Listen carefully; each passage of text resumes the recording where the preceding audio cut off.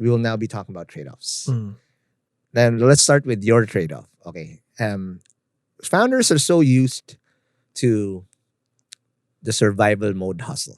Right. Like, wait, let's just extend the runway. We're gonna be okay. And once you get used to it, you become really good.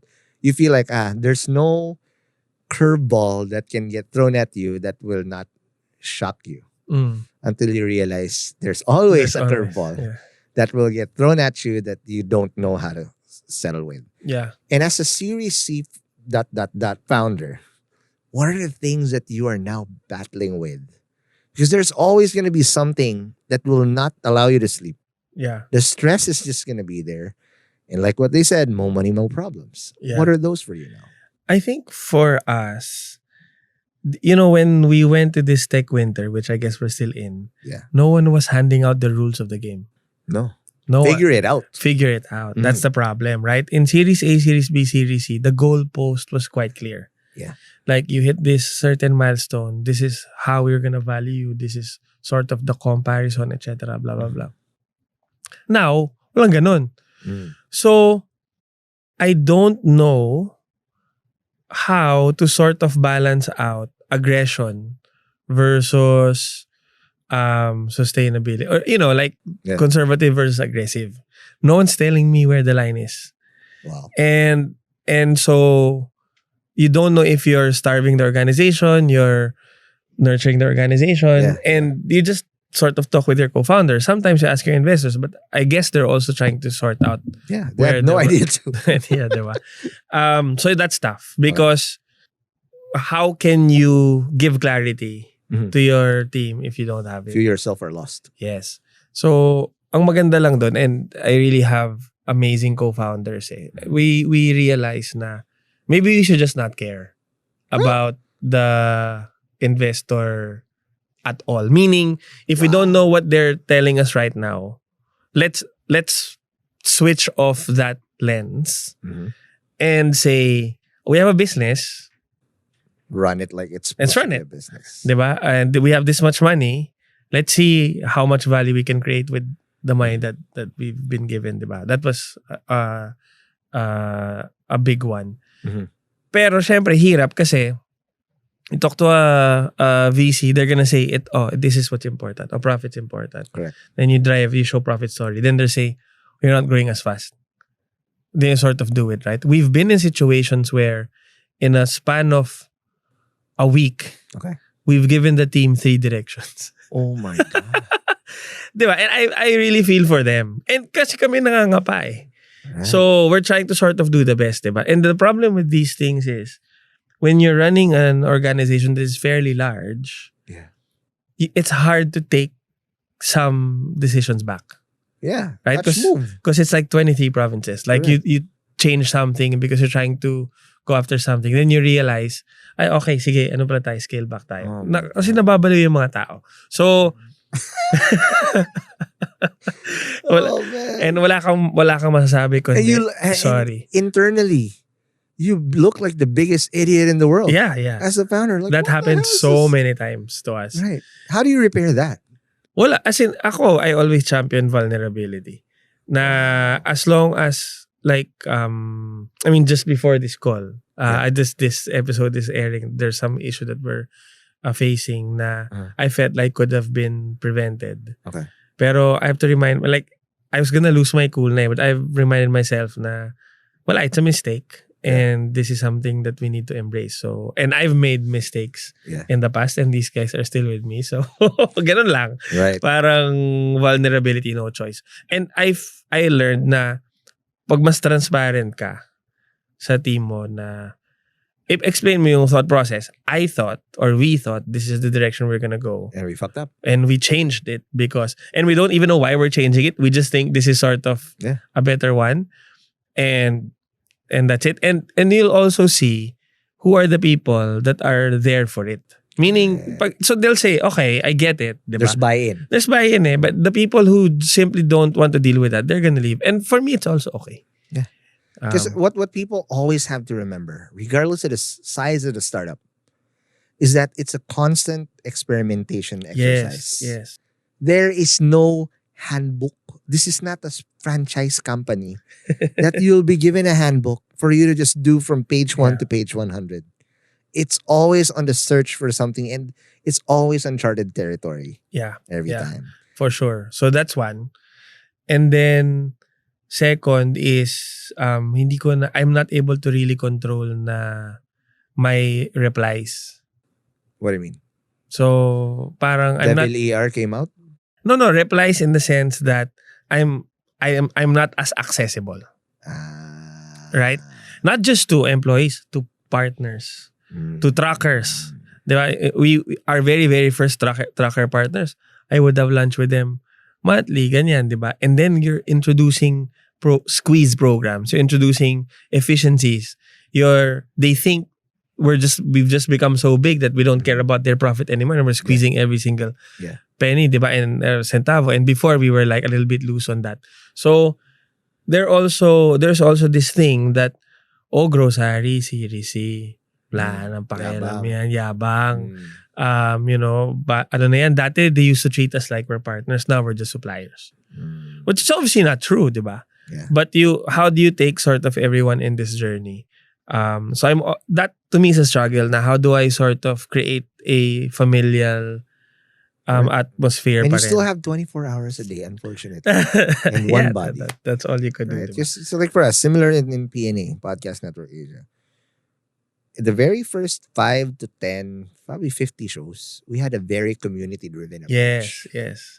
But at 230, bro, how am I supposed to be? Oh, how are you, ah? Good thing my late co-founder was able to sustain that. But it's a strategy that we had to take. Like, bro, I'm gonna have to chase sales. Unfortunately, I'm not gonna be present on the relationship side. Yeah. That's what we sorely miss now with him not being there. Now I have to do all of and everything end to end again, and the same problem. Everybody wants your time. Yeah. And it's not because they want their time. It's just that relationship building thing that you want to do. But we only have 24 hours. And it's also not good for the business na it's dependent on you and me all the time, Exactly.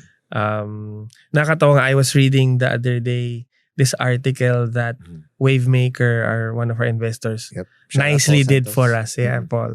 So they did a feature on Growsari. And then it just so happened that when they visited the warehouse, it was really within that warehouse that I know everyone in that warehouse. Correct. So in the article, sobrang generous nila. They said na they were so impressed that every single person that we met in the warehouse, I was calling them by name. Yeah. And at that time, I knew everyone. Yeah. I always read that article and I also remind myself na parang how nice if it's still true. But it's not anymore. Even when that article was written, it's not true anymore. But maybe we were just sort of in the right place at the right time. Yeah. But somehow I missed that. But I know that that's not something that I can sustain. And that's exactly what I want to talk about now in trade-offs. Because again, time, effort, whatever are finite, are scarce in founders. We want to hammer it's whack-a-mole, right? Like all the moles are up. You only have one hammer or two if you have two hands. And it's impossible to invest everything that we talk about. And the reason why we were talking about this episode, guys, just for context, is we were invited and given an opportunity by the Business Manual. So shout out RJ Ledesma. And while we were preparing to go to the stage, we were talking about like, man, what are the trade-offs that we have to go through? Like, we're here, but somewhere this is time that we could have been spending with our family. Yeah. Right? We're both married. You have a kid, so that's double the attention you have to do. And what are we making in terms of these choices for stuff? So let's talk about the scarcest thing first. Time. Yon. Because, man, how many times did I miss important shit for my family? Not immediate. I always make time for my mom and my wife. But I missed certain shit that I missed because I need to do this. Talk about that first, ER. Like the pros and cons of the scarcest resource that we don't that we don't have control of even. Because at a certain level, your calendar is not controlled by you, na. Let's talk about that because you. This is the hardest part. Even before pa, when you were in Singapore, right? It was already hard. How do you balance off the trade-off of the scarcest resource that you have? I mean, you don't have, which is time. Natutunan ko yan na the best way, I think, for me to manage it is that when you're there, you're present. Kasi you know, all in. All in. Because you know that the frequencies may not be ideal, diba? So what I try to do is when I'm with my family or when I'm with my son, I don't respond at all.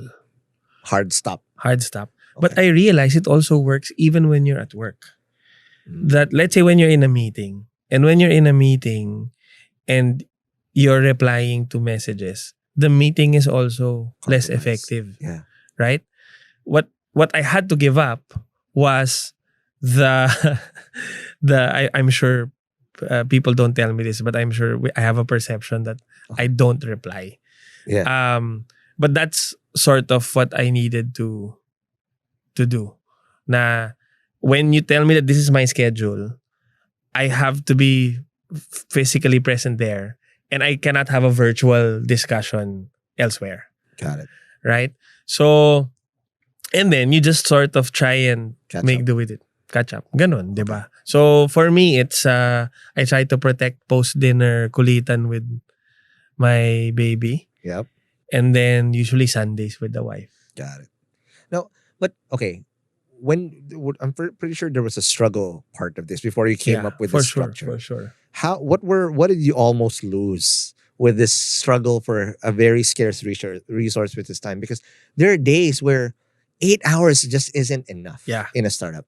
There are days where normal is 16, 20. Lucky if you even have 4 hours of sleep, right? And when you were doing that, what did you almost lose? And how did you slowly get to this structure that you have now? Yeah. Feeling ko, on the personal side, I don't know if my wife will agree and I don't know if she's gonna like what I'm gonna say. Let's see in the comments on YouTube. But for us, we're both busy. I feel like when we were this period of Series C+, for a while, hindi naman intentionally, I think na-compromise yung development nung anak namin. Oh, why? In the sense that he's not able to delay in speech, delay in learning. But it's because we're not talking to him. Or we're there, but sorry, Han, babe, ako lang hindi ikaw. You're there. Happy wife, happy life. Ako lang. Happy wife, happy life. So, I feel like, shortcut ko Oh, yan, iPad, use it, whatever, diba? And then you just zoned in there. Yeah, so parang, even though I would be home early, I wasn't sort of really there. And then we were really sort of observing na, and then the pedia would say, how can your child learn how to talk? You're not speaking with him, di ba? So we had to buffer lang a lot of support. No, sige, give a tutor, give a whatever, ganyan, di ba? Pero okay, so yun, di ba? Parang dun ko nakuha yung quality over quantity. And then if you really can't sort of do that, find a way to have sort of dependencies or buffers in the system. Same with work.